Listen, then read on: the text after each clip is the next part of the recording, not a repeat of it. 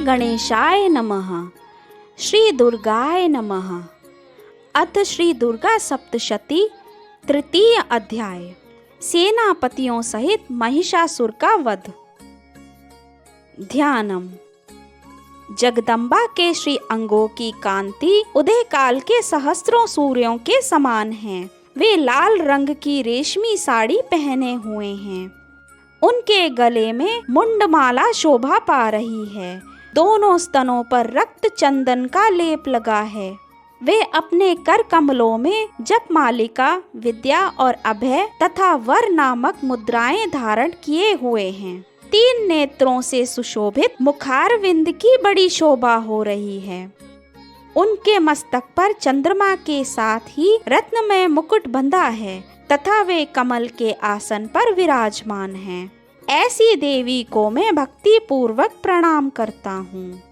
ऋषि कहते हैं, दैत्यों की सेना को इस प्रकार तहस नहस होते देख महादैत्य सेनापति चिक्षुर क्रोध में भरकर अंबिका देवी से युद्ध करने के लिए आगे बढ़े।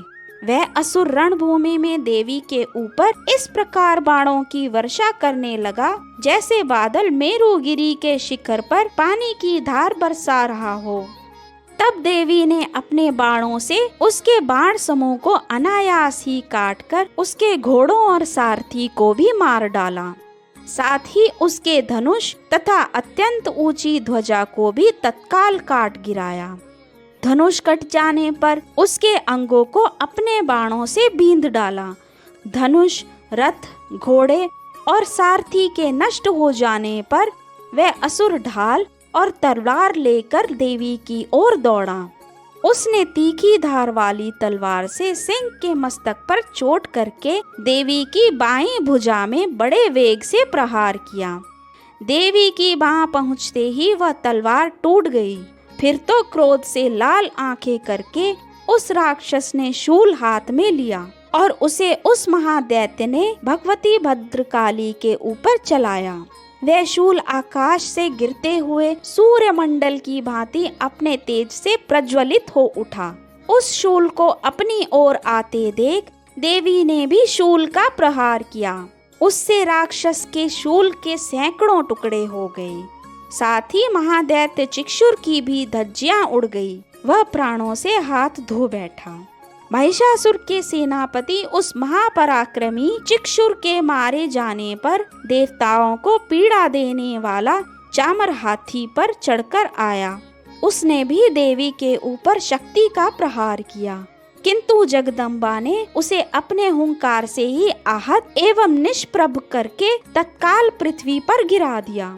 शक्ति टूटकर गिरी हुई देख चामर को बड़ा क्रोध हुआ। अब उसने शूल चलाया, किंतु देवी ने उसे भी अपने बाणों द्वारा काट डाला। इतने में ही देवी का सिंह उछलकर हाथी के मस्तक पर चढ़ बैठा और उस दैत्य के साथ खूब जोर लगाकर बाहु युद्ध करने लगा।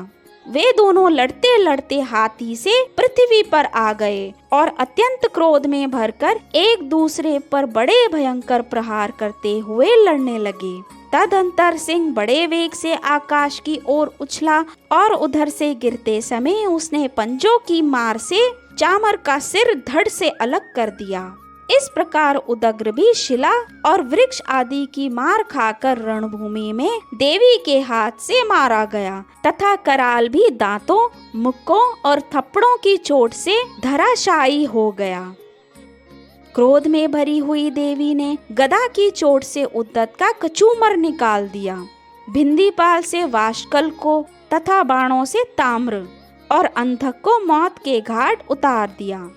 3 नेत्रों वाली परमेश्वरी ने त्रिशूल से उग्रास्य, उग्रवीर तथा महाहनु नामक दैत्यों को मार डाला। तलवार की चोट से विडाल के मस्तक को धड़ से काट गिराया। दुर्धर और दुर्मुख इन दोनों को भी अपने बाणों से यमलोक भेज दिया। इस प्रकार अपनी सेना का संहार होता देख महिषासुर ने भैंसे का रूप धारण करके देवी के गणों को त्रास देना आरंभ किया। किन्हीं को थूतन से मारकर, किन्हीं के ऊपर खुरों का प्रहार करके, किन्हीं किन्हीं को पूंछ से चोट पहुंचाकर, कुछ को सिंहों से विदीर्ण करके, कुछ गणों को वेग से, किन्हीं को सिंहनाद से, कुछ को चक्कर देकर और कितनों को निश्वास वायु के झोंके से धराशायी कर दिया।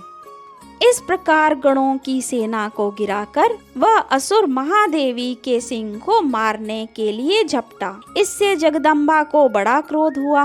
उधर महापराक्रमी महिषासुर भी क्रोध में भरकर धरती को खुरों से खोदने लगा तथा अपने सिंहों से ऊंचे ऊंचे पर्वतों को उठाकर फेंकने और गरजने लगा।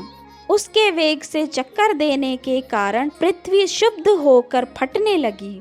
उसकी पूंछ से टकराकर समुद्र सब ओर से धरती को डुबोने लगा। हिलते हुए सिंहों के आघात से विदीर्ण होकर बादलों के टुकड़े टुकड़े हो गए।